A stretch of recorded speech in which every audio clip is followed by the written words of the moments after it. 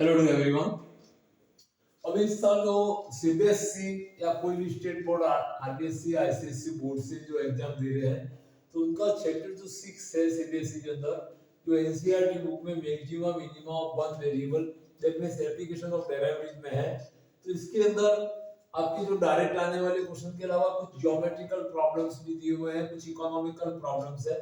तो इनको मिनिमा और मैक्सिमा की हेल्प से किस तरह से सिंपलीफाई किया जाता है तो उसके बारे में अपने को यहाँ से अपन मैं आपको स्टार्ट दे रहा हूँ।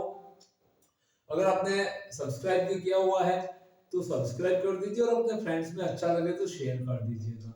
यहाँ पे देखिए आपका जो क्वेश्चन है, so that all of the rectangle inscribe in a fix circle the square has maximum area. तो इस पैटर्न के जितने भी क्वेश्चन है उसका सबसे इंपॉर्टेंट पार्ट होता है गिवन। जो गिवन रहता है उस पे नजर रखना है और एक मैक्सिमाइज और मिनिमाइज किसको किया जा रहा है इसको ध्यान से देखना है आपको। गिवन हमेशा क्या रहेगा आपके लिए, एक कांस्टेंट का काम करेगा और मैक्सिमाइज या मिनिमाइज लिखा आएगा वो अपने लिए इंडिकेट करेगा कि अपने को आगे करना क्या है, कौन सी टर्म को मैक्सिमा करना है या किसका मिनिमाइज करना है। तो मैक्सिमम एरिया दैट मींस अपन जो शेप गिवन है रेक्टेंगल के एरिया को मैक्सिमाइज करेंगे तो उस समय वो मैक्सिमम और गिवन क्या रहेगा, सर्कल गिवन है अपने पास में तो सर्कल के पैरामीटर कांस्टेंट रहेंगे।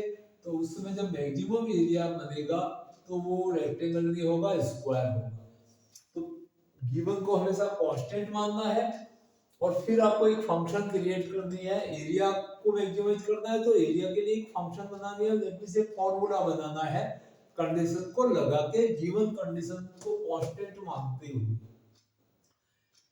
फिर आपका जो मेथड होता है उसको फॉलो करना है। तो अपन यहाँ पे स्टार्ट करते हैं। सर्कल गिवन है तो मान लो ये कि आपको सर्कल गिवन है, यहाँ पे ये आपने एक सर्कल बना देते हैं। अब इसमें एक रेक्टेंगल बना हुआ है तो यहाँ पे एक मान लीजिए ए बी सी डी, आपके पास में एक रेक्टेंगल है A B C and D. अब सर्कल के अंदर बना हुआ है फिक्स सर्कल है, फिक्स सर्कल मतलब कांस्टेंट रेडियस का सर्कल है। तो इसकी रेडियस को अपन बना देते हैं, ये रेडियस यहाँ पर ए है और यहाँ पे भी ए है, दैट मींस इसका डायमीटर पूरा 2a हो गया और इसकी लेंथ को x मान लेते हैं और ब्रेथ को y। This angle is right angle because ABCD is a rectangle.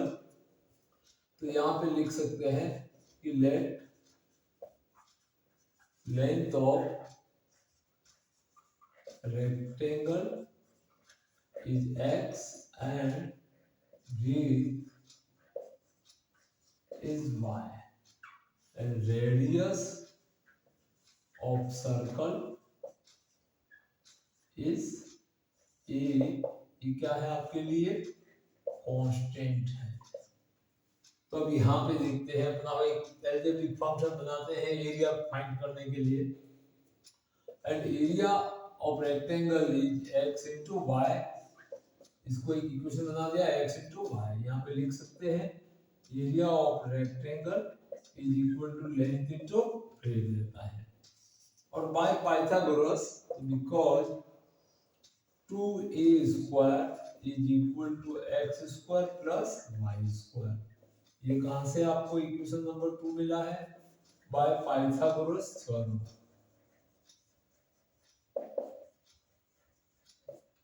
Bye 1 and 2 यहां से अपन एक वेरिएबल का फंक्शन बनाते हैं तो बाय 1 एंड 2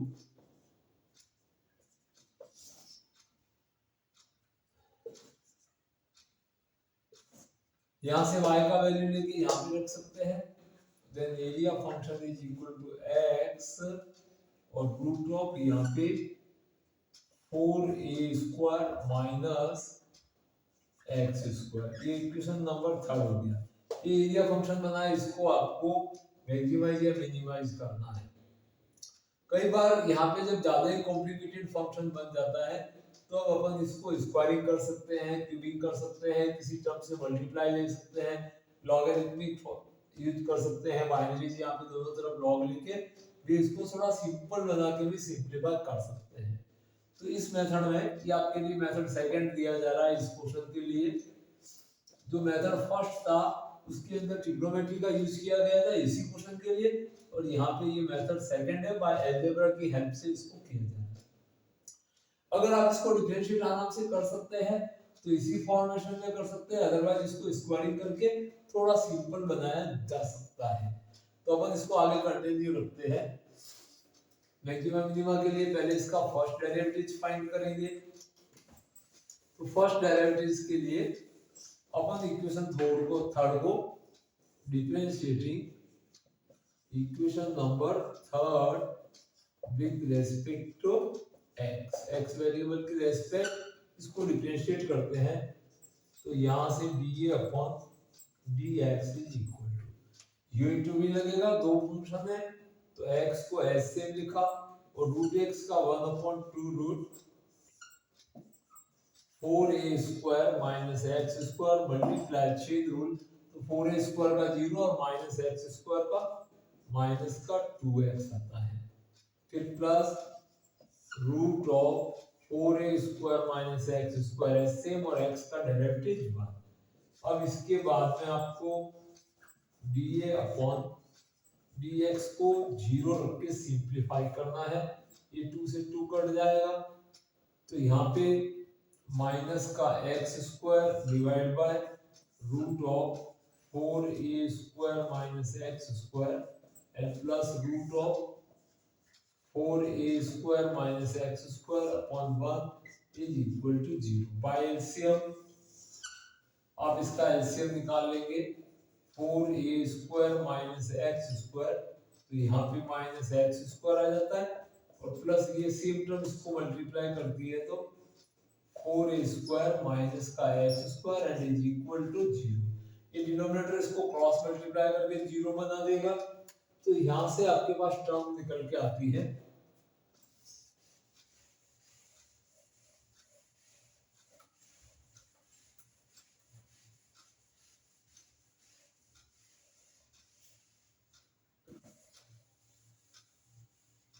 तो यहाँ से आपके पास सॉल्यूशन आता है minus 2x square plus 4a square is equal to 0 and implies that x square is equal to 4a square upon 2, इससे ये काट जाता है and x is equal to root 2 of a।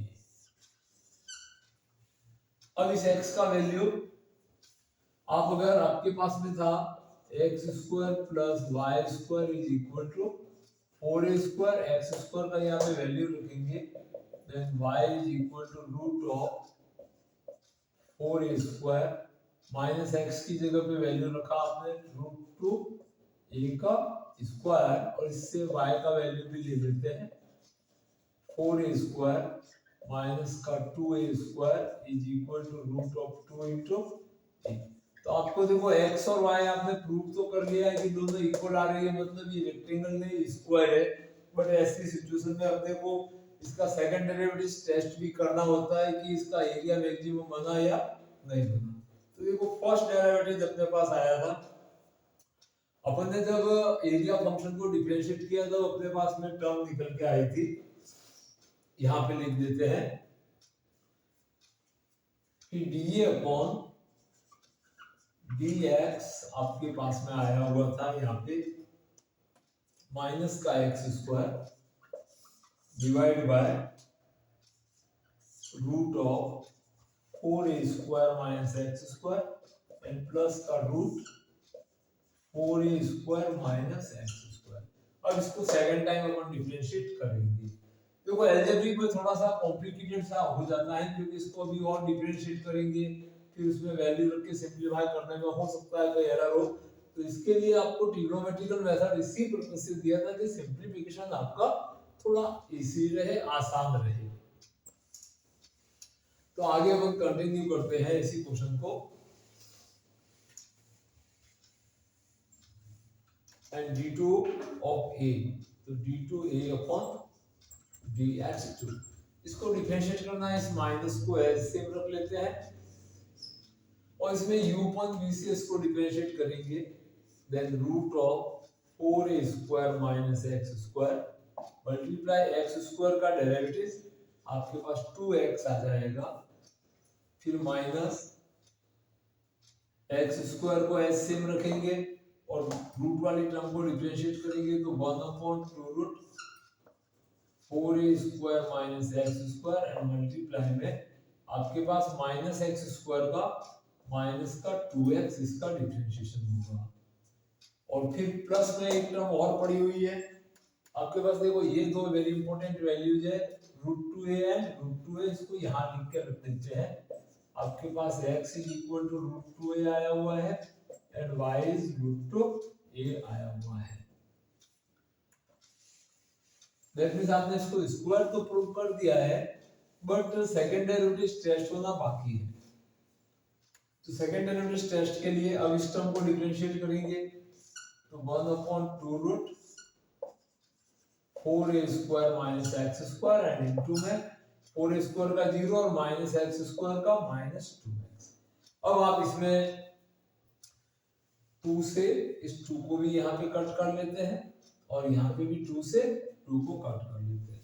देखो क्या टर्म्स मिलती है, माइनस यहाँ पे आपके पास में रहता है 2x √4a square minus x square और नेगेटिव से नेगेटिव ये टर्म आपके पास पॉजिटिव आ जाती है x³ divide by 4a square minus x square और ये टर्म आपके पास में negative x upon √4a square minus x square.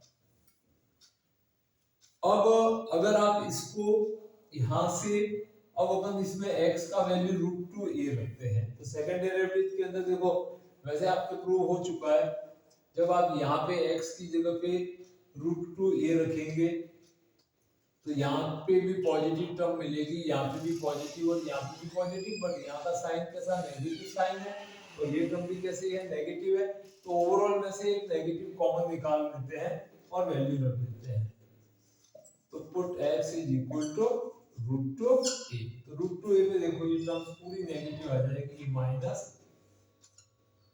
यहाँ पे 2 और मल्टीप्लाई में √2a, यहाँ पे भी x का value 4a square minus x की जगह √2a रखेंगे तो 2a स्क्वायर प्लस यहाँ पे √2a का cube upon 4a square minus 2a square and minus का √2a upon √4a square minus 2a square.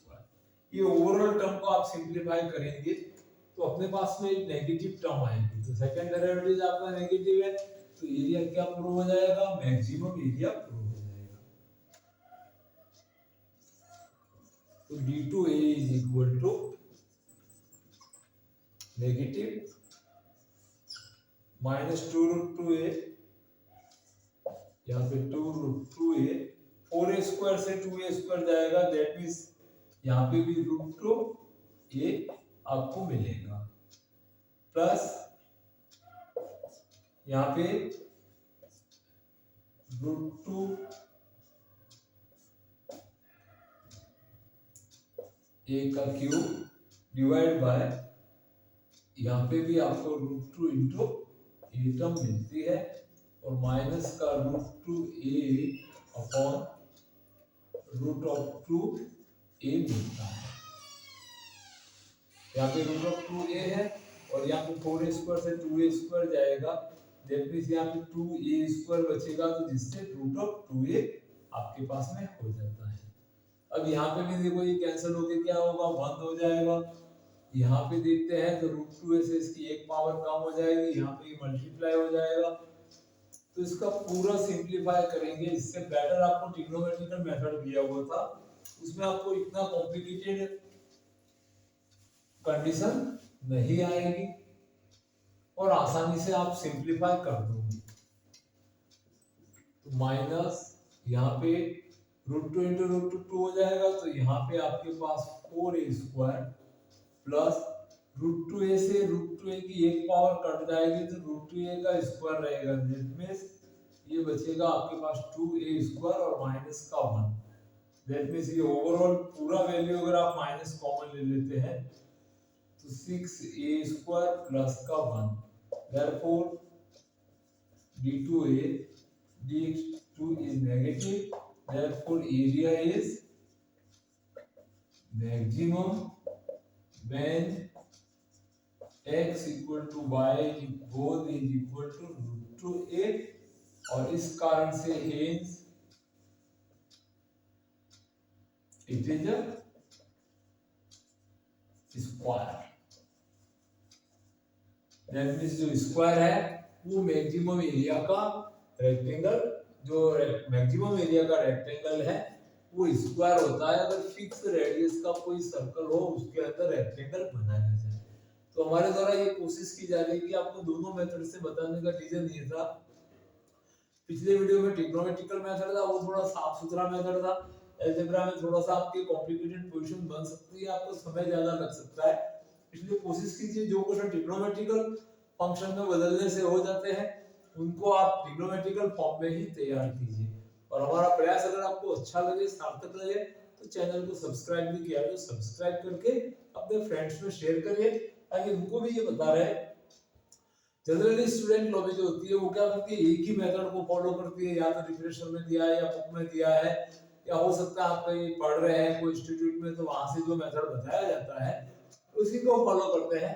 पर ध्यान रहे एक ही क्वेश्चन के लिए बहुत सारे सॉल्यूशन हो सकते हैं, तो आपको अच्छा तैयारी कराने के उद्देश्य से हमारे चैनल पर दोनों मेथड दिए हैं जिससे आपको बेनिफिट हो, और आप दूसरे क्वेश्चन जब भी सॉल्यूशन करते हैं वहां पे भी आपकी अप्रोच है वो चारों तरफ से आप सोचना सीखे। सिर्फ एग्जाम देके मार्क्स लाना ही नहीं है, आप सपोज करो कि कंपटीशन दोगे, जेई दोगे या और भी कई प्रकार के एग्जाम है वो दोगे, तो वहां पे आपको ध्यान रहे कि किसी भी क्वेश्चन को देख के पहले उसको आराम से पेशेंस के साथ समझना है और उसकी करेक्ट और इजी और जो क्लीन मतलब साफ में कहने का अर्थ ये है ज्यादा कॉम्प्लिकेटेड भी हो और आसानी से आपको सॉल्यूशन दे दे, ऐसी अप्रोच आप बनाना सीखो। और इसके लिए ही आपको हमारे चैनल को सब्सक्राइब करने का मैं आपको कह रहा हूँ, आपको अच्छा तैयारी मिलेगी। Thank you watching this video.